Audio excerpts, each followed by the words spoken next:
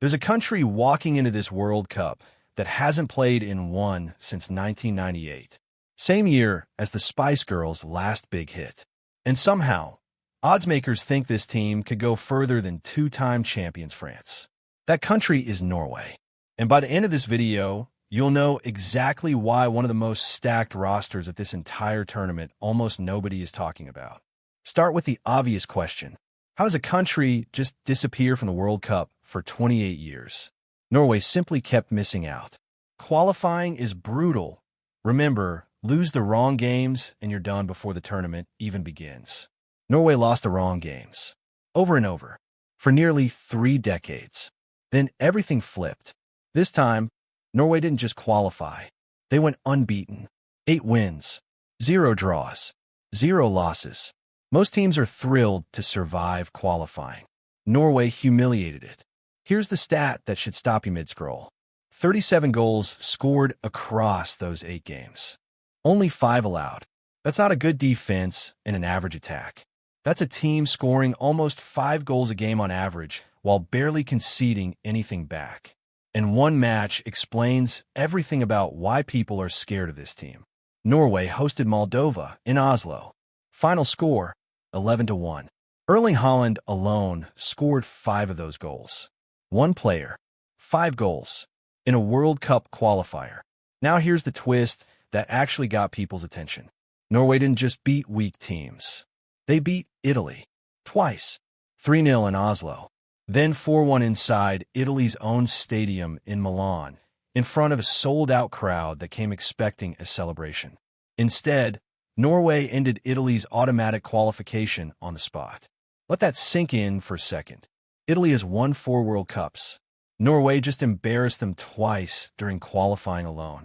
So who's actually on this team? 2 names matter more than any others.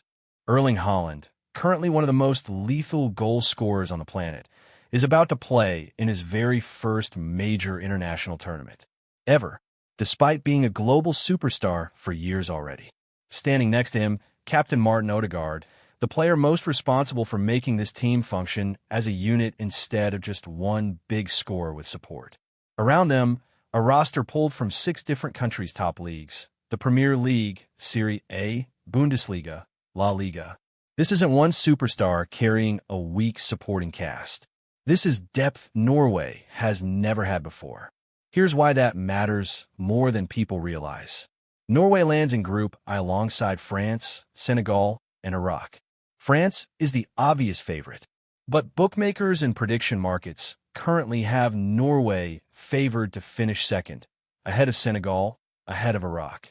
A team that hasn't qualified since 1998 is favored to outperform 2 World Cup-tested nations on paper.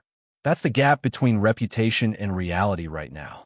Their best-ever World Cup finish sits at the round of 16, all the way back in 1998. This generation has the attack to match that and arguably the talent to beat it. Whether they actually do depends on one thing specifically: Ødegaard's fitness. Healthy and sharp, this midfield controls games. Injured or rusty, Norway becomes a much more one-dimensional team that simply hands the ball to Haaland and hopes. So here's where that leaves us. A nation absent for 28 years. A perfect qualifying campaign. 2 wins over a 4-time champion. One of the best strikers alive, playing his first tournament ever. And a group stage draw that genuinely favors them advancing. That's not a feel-good underdog story. That's a legitimate threat wearing an underdog's reputation. If Norway does make a run in this tournament, you'll already understand exactly why, while everyone else is still asking who these players even are. If this surprised you, subscribe. There's a lot more hiding in plain sight at this World Cup, and we're just getting started.